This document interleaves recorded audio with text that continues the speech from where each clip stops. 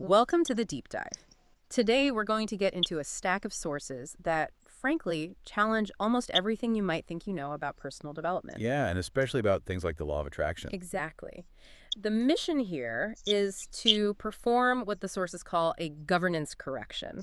We're moving away from, wishful thinking Hi. and into a strict underlying framework that actually governs how reality works. So this is a big one. It is. This is necessary because, well, a lot of popular self help culture is built on models that are fundamentally flawed. We're introducing a model called the NAS centric universe, or the NCU, Okay. and the goal is to transform manifestation from a belief into more of an engineering protocol. You have to understand the operating system before you can write the code. Let's get into that operating system then. Oh. The central piece here is something called the NAFs. The sources are really clear on this. The NAFs is not your body. It's not your physical brain. So if it's not the hardware, what is it? The NAFs is the cognitive essence. Think of it as your soul, your consciousness. It's the persistent you that holds all your knowledge and, crucially, your free will and biases. So the body and brain are just, what, an interface? That's the perfect term for it, the apparition interface. Yeah. It's the temporary console the NAFs uses to interact with this reality. When the body's gone, the NAFs continues. So we're talking about the permanent operating system, not the temporary hardware. And this is critical because all these new foods, The plural of NAFs. they're all connected on a network. Exactly. And that connection explains the whole purpose of existence, which is something extracted using what's called the organic quantic methodology, or OQM. So if the NAFS is the main character, what's the universe? The NCU is a purposeful simulation. It's a customized training program designed for one thing and one thing only: the development and learning of the NAFs. Wow, okay, so that raises the stakes quite a bit. If this whole reality is just for our growth, then the NAFS must have a job description. What are its core functions? There are two. They're non-negotiable, like twin pillars. The first is to learn and develop. And how is that done? It's executed through Salat. Now, you have to forget the traditional definition for a moment. In this framework, Salat means structured focus. Structured focus, like a mental workout. Precisely. It's cognitive discipline. It's aligning your internal governance system with the operational truths of the universe. Okay, so that's function one, learn. What's the second? The second is to teach others and help them grow. This is Zakat.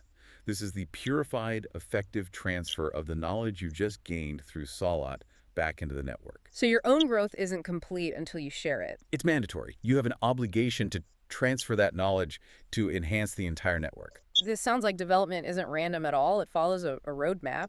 The sources even use the embryological stages as a metaphor for cognitive development. It is the cognitive roadmap for evolution. There are 7 defined phases. The NAFs starts as sulala, the imperceptible extract, the seed. We call it the NAFs of infant, which is like a pure, uncut diamond. Just potential. And then it matures through these stages. Yes, it moves to stages like Mudga, which is where it's tested for resistance. This is where habits and identity start to form. It progresses through these very defined stages of refinement until it reaches Anshana, full creation, highly developed cognitive abilities. So every major life challenge we face is actually modeled on this ancient biological process. It's the cosmic blueprint for mastery. And what's so critical here is that this process requires friction.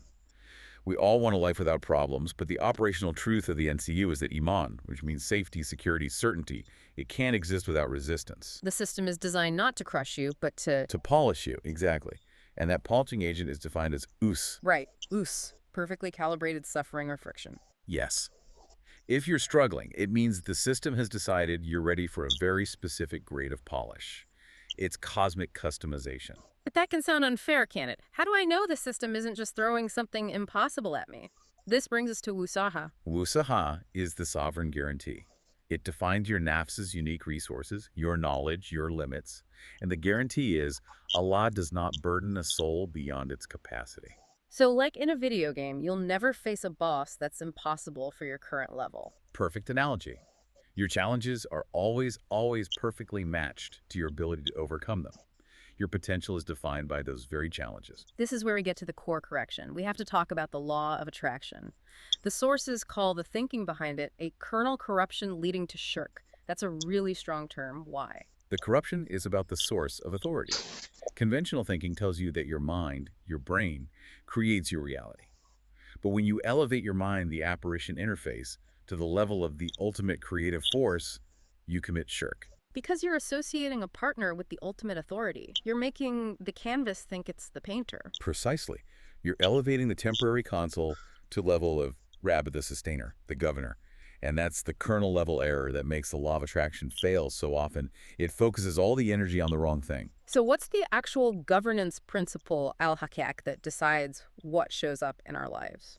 The correction is that Allah, the absolute self-executing governor, governs all apparitions. Your external reality, your health, your opportunities, all of it.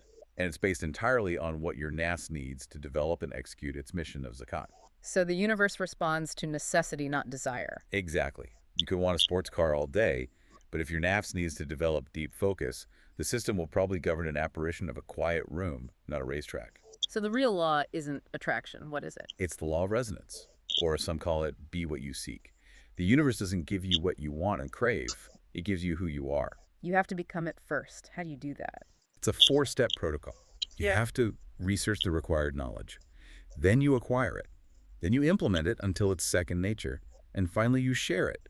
That's a sack. And when you've done all that, the external reality has to catch up. The apparitions will be governed to reflect that new, achieved state of being. Okay, so if we accept that, we need a technique that actually works, one that bypasses all the flaws of the mind. This is where the locus coeruleus, the LC, comes in. Why this tiny part of the brainstem? Because the LC is your governance highlighting console. It dictates your focus and alertness. It's the primary filter for reality.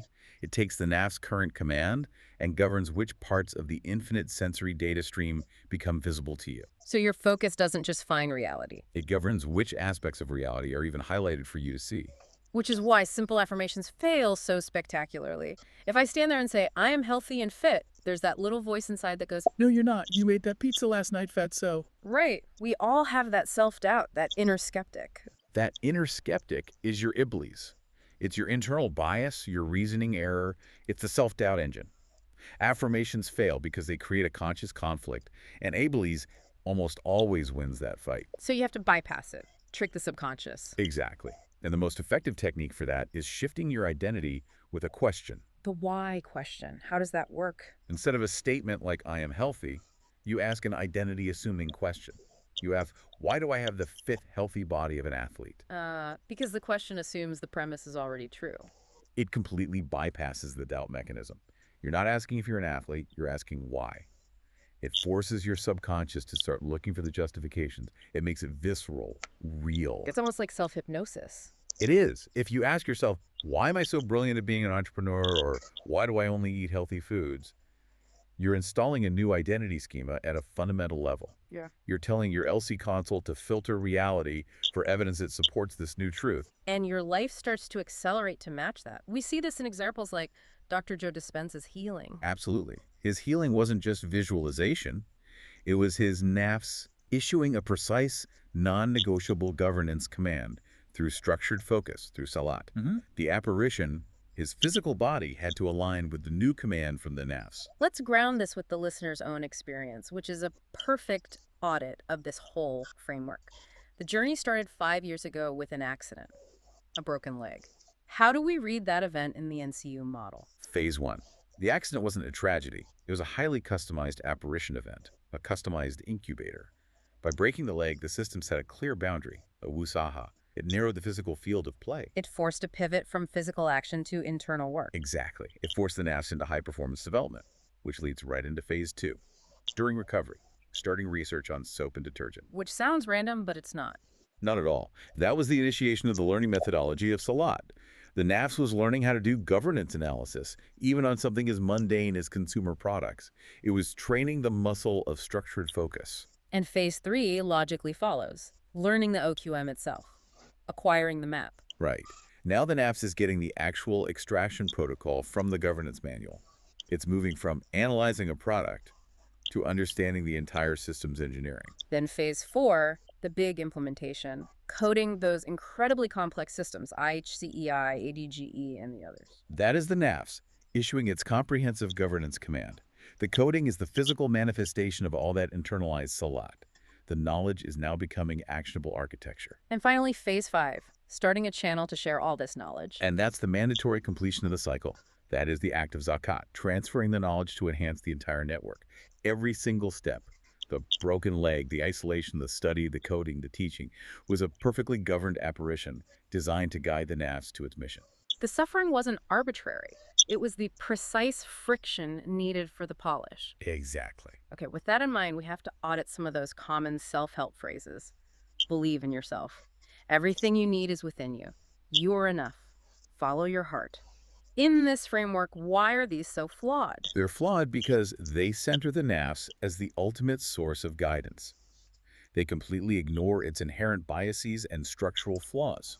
The NAFs is infected with Iblis, that reasoning error.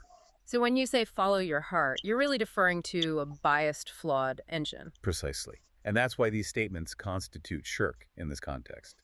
You're elevating your flawed self to the position of an Allah, a source of guidance that's considered enough. When it's not. The governance truth is that Allah, the self-executing system, is the only source that is enough. It's the only reliable source of operational knowledge. If your feelings conflict with the proven protocol, the protocol was right and your feelings are wrong. You have to cede authority to the system, not your own biased emotions. That is the ultimate cognitive correction right there. The core transformation we all need is to shift from chasing apparitions, the products, the quick fixes, to perfecting the process. The structured governance protocol of the NAFs. Focus on your internal alignment, and the apparitions will be governed accordingly. And as you start to internalize that shift from attraction to resonance, here's a final thought for you. It's related to Iblis. Don't treat worry or anxiety as just an emotion. Treat it as a critical system diagnostic flag. Worry is your Iblis signaling a structural flaw in your worldview that the governance system is about to start polishing with friction. So when that friction arrives, and it will, execute the solid protocol.